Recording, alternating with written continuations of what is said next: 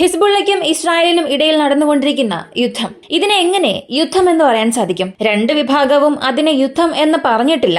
Israel അതിനെ ഒരു limited operation എന്ന് പറയുന്നു. ഹിസ്ബുള്ളയും അതിനെക്കുറിച്ചൊന്നും വലുതായി സംസാരിച്ചിട്ടേ ഇല്ല. അപ്പോഴെങ്ങനെ ഇതിനെ യുദ്ധം എന്ന് പറയാൻ സാധിക്കുമെന്ന് ചോദിച്ചാൽ, യുദ്ധം എന്ന് പറഞ്ഞാൽ ഒരു പ്രഖ്യാപനം നടത്തുകയും യുദ്ധത്തിനായി ഞങ്ങൾ പോകുന്നു എന്ന് പറഞ്ഞു ചെയ്യുന്നത് മാത്രം അല്ല യുദ്ധം. ഹിസ്ബുള്ളയ്ക്കും ഇസ്രായേലിനും ഇടയിൽ കഴിഞ്ഞ ഒരു വർഷമായി ചെറിയ ചെറിയ മിലിറ്ററി ഓപ്പറേഷൻസായി നടന്നുകൊണ്ടിരുന്നു. ഇസ്രായേൽ 70-ൽ കൂടുതൽ സ്ഥലങ്ങളിൽ മിലിറ്ററി ഓപ്പറേഷൻസ് ക്രോസ് ബോർഡർ കഴിഞ്ഞ് ചെയ്തുകൊണ്ടിരുന്ന സമയത്ത് ഇപ്പോൾ നേരിട്ട് അവരുടെ ആർമി അകത്തേക്ക് പോയി ആക്രമിക്കുന്നത് ഒരു യുദ്ധത്തിന്റെ കണക്കിൽ മാത്രമേ പെടുത്താനാകൂ. റഷ്യ ഉക്രൈൻ യുദ്ധവും ഇതുപോലെ തന്നെയാണ്. സ്പെഷ്യൽ മിലിറ്ററി ഓപ്പറേഷൻ എന്ന് റഷ്യ ഇതിനെ പറഞ്ഞാലും സംഭവിക്കുന്നത് തീർച്ചയായും ഒരു യുദ്ധം തന്നെയാണ്. ഇങ്ങനെ നടക്കുന്ന ഈ ഒരു യുദ്ധത്തിൽ garnet anti tank guided missiles, ഈ മിസൈൽസ് ഇസ്രായേലിന്റെ മെർക്കാവ 4 ടാങ്ക്സിനെ പലയിടങ്ങളിലും നശിപ്പിക്കുന്നുണ്ട്. അതേസമയം ഹെസ്ബുള്ളയുടെ ടണൽ നെറ്റ്വർക്സിനെയും ഇസ്രായേൽ കണ്ടുപിടിച്ച് നശിപ്പിക്കാൻ തുടങ്ങിയതിന് ശേഷം 24 മണിക്കൂറിൽ ഹിസ്ബുള്ളയുടെ ഭാഗത്ത് 50-ൽ കൂടുതൽ മരണങ്ങൾ സംഭവിച്ചതായും വിവരങ്ങൾ പുറത്തുവന്നു. എന്നാൽ അകത്തേക്ക് വന്ന ഇസ്രായേൽ സൈനികർക്ക് ഒരു വലിയ പ്രതിരോധം തന്നെ, അല്ലെങ്കിൽ കൂടുതൽ നാശനഷ്ടങ്ങൾ ഹിസ്ബുള്ള നൽകാൻ തുടങ്ങിയിട്ടുണ്ട്. ഇവയെക്കുറിച്ചെല്ലാം ഈ വീഡിയോയിലൂടെ വിശദമായി അറിയാം.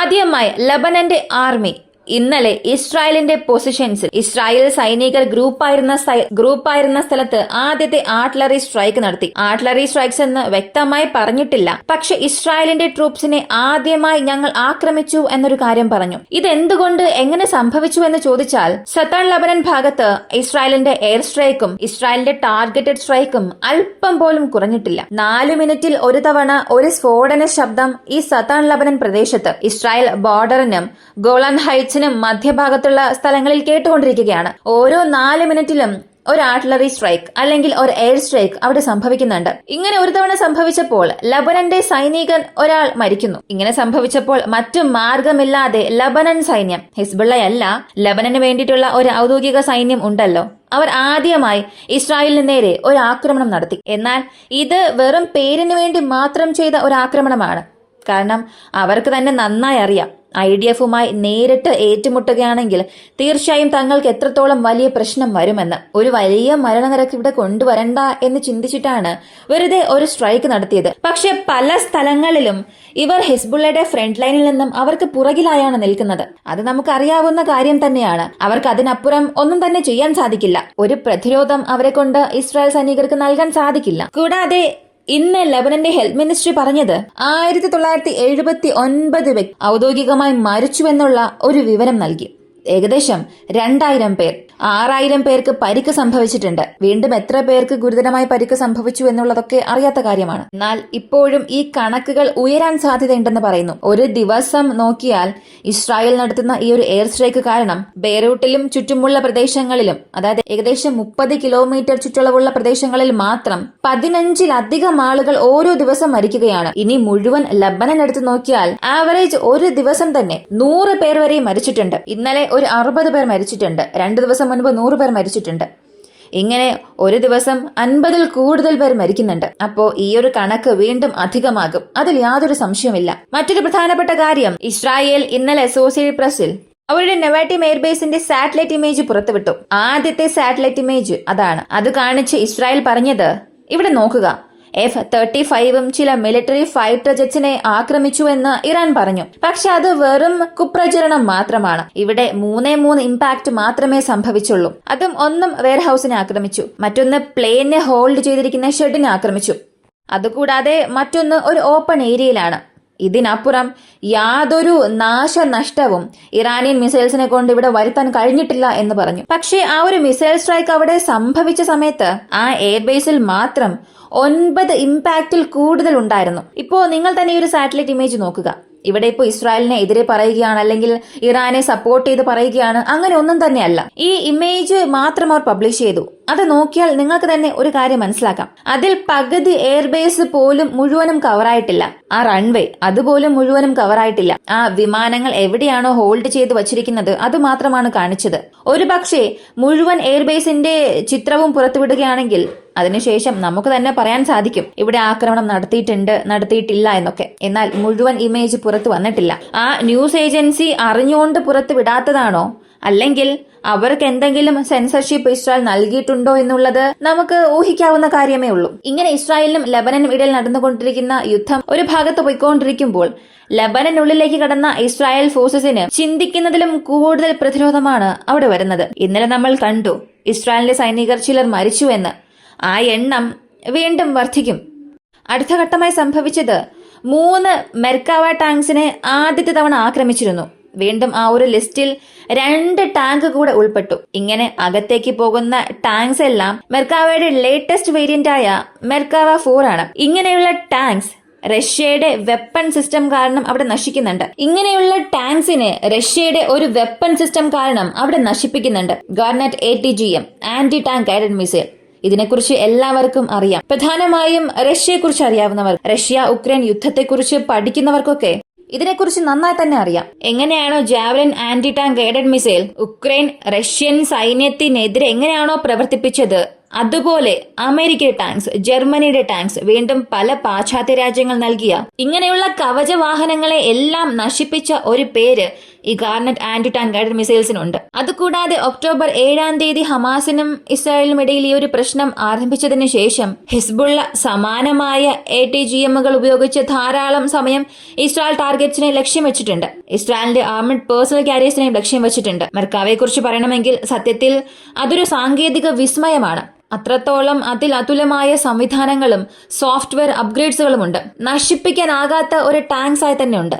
സത്യത്തിൽ നശിപ്പിക്കാനാകാത്തത് എന്ന് പറയാൻ സാധിക്കില്ല. ഇപ്പോഴുള്ള ടെക്നോളജിയിൽ ഏതിനെയും നമുക്ക് നശിപ്പിക്കാൻ കഴിയില്ല എന്ന് പറയാൻ സാധിക്കില്ല. കാരണം ഒരു 2.5 വർഷത്തിന് മുൻപ് വരെയും ഇങ്ങനെ പറയപ്പെട്ട ഒരുപാട് ആയുധങ്ങൾ, ആരെക്കൊണ്ടും നശിപ്പിക്കാൻ കഴിയില്ല എന്നൊക്കെ പറഞ്ഞ ആയുധങ്ങളെല്ലാം ഇന്നൊന്നുമല്ലാതായിട്ടുണ്ട്.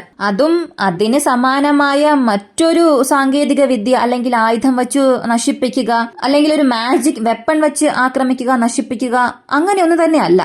ഇതിലും വളരെ വില കുറഞ്ഞ അല്ലെങ്കിൽ സാങ്കേതിക വിദ്യയിൽ വളരെ പുറകോട്ട് നിൽക്കുന്ന ഒരു ആയുധം ഉപയോഗിച്ച് അവയെ കൊണ്ടുപോലും ഇങ്ങനെയുള്ള നാശം സൃഷ്ടിക്കാൻ കഴിയുമോ എന്ന് ചിന്തിപ്പിക്കുന്ന രീതിയിലുള്ള $1000-3000 വിലയുള്ള സാധാരണ ഒരു ഡ്രോൺ ഉപയോഗിച്ച് 10 മില്യൺ, 20 മില്യൺ, 30 മില്യൺ വരെയുള്ള ടാങ്കിനെ വളരെ എളുപ്പത്തിൽ ന്യൂട്രലൈസ് ചെയ്തുകൊണ്ടിരിക്കുന്നു. ഇങ്ങനെ ഒരു സമയത്ത് നമുക്കിതിനെ നശിപ്പിക്കാനേ കഴിയില്ല എന്ന് പറയുന്നത് ഒരു വാലിഡായ പോയിന്റേ അല്ല. അതിനാൽ ടെക്നോളജി വൈസ് നോക്കിയാൽ സുപ്പീരിയർ ടാങ്ക് ആണ്, സുപ്പീരിയർ ആയ ഒരു മെക്കാനിസം ഉള്ള ഒരു ടാങ്ക് തന്നെയാണ്. പക്ഷേ നശിപ്പിക്കാൻ കഴിയില്ല എന്ന് പറയാൻ സാധിക്കില്ല. കാരണം ഒരുപാട് തവണ നശിപ്പിച്ചിട്ടുണ്ട്. അപ്പോ ഇപ്പോഴുള്ളതിൽ വെച്ച് ലേറ്റസ്റ്റ് ആയ മെർക്കാവ 4 ടാങ്ക്സിനെ ഹിസ്ബുള്ളയ്ക്ക് എതിരെ ഇവർ അകത്തേക്ക് അയച്ചതിന് ശേഷം ഈ garnet anti tank guided missiles അതിനെ ലക്ഷ്യം വയ്ക്കുന്നു. ട്രോഫി പ്രൊഡക്ഷൻ സിസ്റ്റം, മറ്റു പല അഡ്വാൻസ് സെൻസേഴ്സ് എല്ലാം ഈ മെർക്കാവ 4-ലുണ്ട്.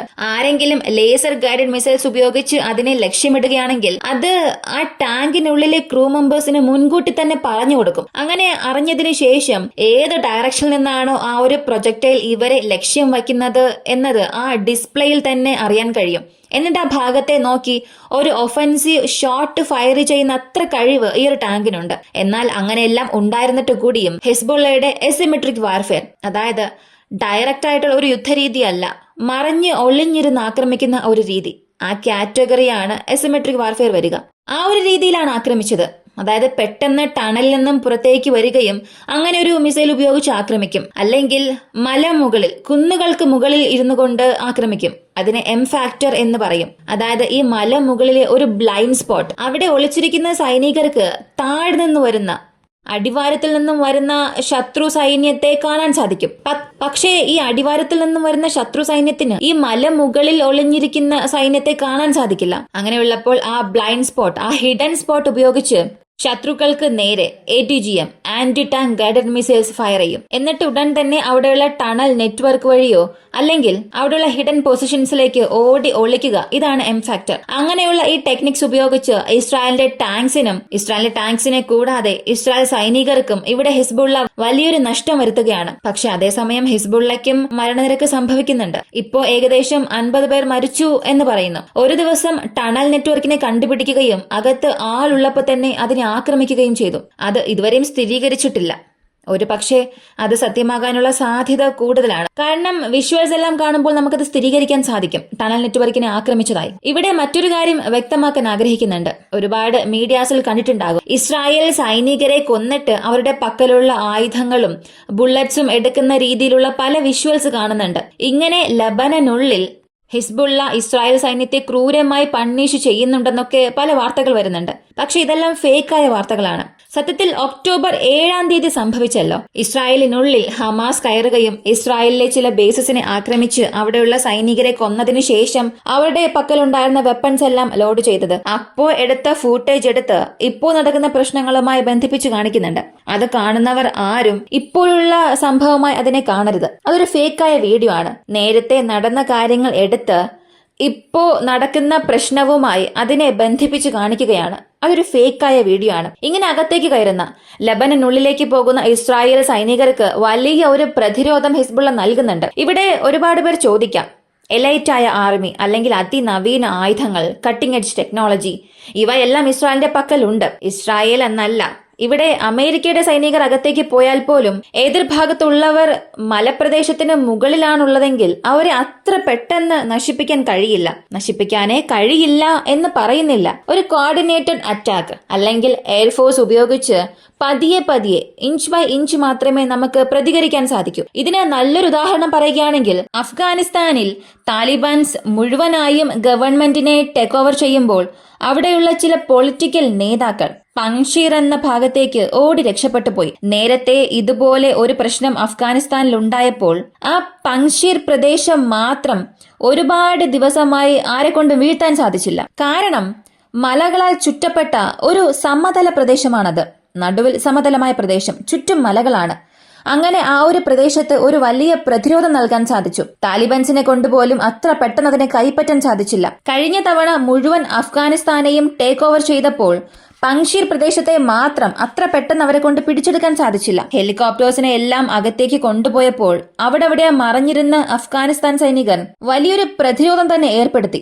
ഒരുപാട് പേര് ന്യൂട്രലൈസ് ചെയ്തു. അതുപോലൊരു കാര്യമാണ് ഇപ്പോൾ ലബനനുള്ളിലും സംഭവിക്കുന്നത്. അകത്തേക്ക് പോകുന്നത് എത്രയേറെ ശക്തിയുള്ള ഒരു സൈന്യമായാലും മലമുകളിൽ ഒളിഞ്ഞിരുന്ന് പ്രതിരോധിക്കുന്ന സൈന്യത്തെ ഒന്നും തന്നെ ചെയ്യാൻ സാധിക്കില്ല.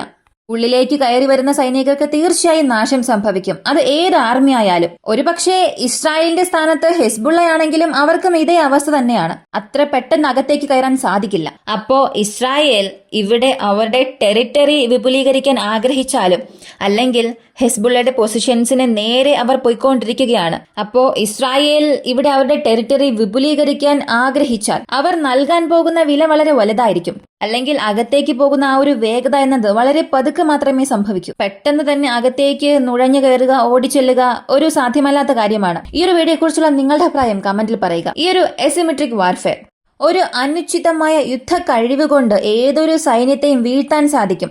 അല്ലെങ്കിൽ ഏതൊരു സൈന്യത്തിന്റെ വിജയത്തെയും നമുക്ക് മാറ്റിവെക്കാൻ സാധിക്കുമെന്നുള്ളത് ഈ ലോകത്തിൽ നടന്ന പല യുദ്ധത്തിൽ തെളിയിക്കപ്പെട്ടൊരു കാര്യമാണ്. ഇതിനെക്കുറിച്ചുള്ള നിങ്ങളുടെ അഭിപ്രായം കമന്റിൽ പറയുക. അകത്ത് ഇസ്രായേലിന്റെ ഡിഫൻസ് ഫോഴ്സസിനെ കൊണ്ട് ലിത്താനി റിവർ വരെയും നുഴയാൻ, അല്ലെങ്കിൽ ലിത്താനി റിവർ വരെയും ഹിസ്ബുള്ളയുടെ ഫോഴ്സസിനെ പിന്നിലേക്ക് തള്ളാൻ എത്ര ദിവസമാകും? നിങ്ങൾക്ക് എന്ത് തോന്നുന്നു എന്നുള്ളത് കമന്റിൽ പറയുക. വീഡിയോ ഇഷ്ടമായാൽ ലൈക്ക് ചെയ്യുക, ഷെയർ ചെയ്യുക. നമ്മുടെ ചാനൽ ആദ്യമായി കാണുന്നവരാണെങ്കിൽ മറക്കാതെ സബ്സ്ക്രൈബ് ചെയ്ത് സപ്പോർട്ട് ചെയ്യുക. മറ്റൊരു വീഡിയോയുമായി വീണ്ടും കാണാം.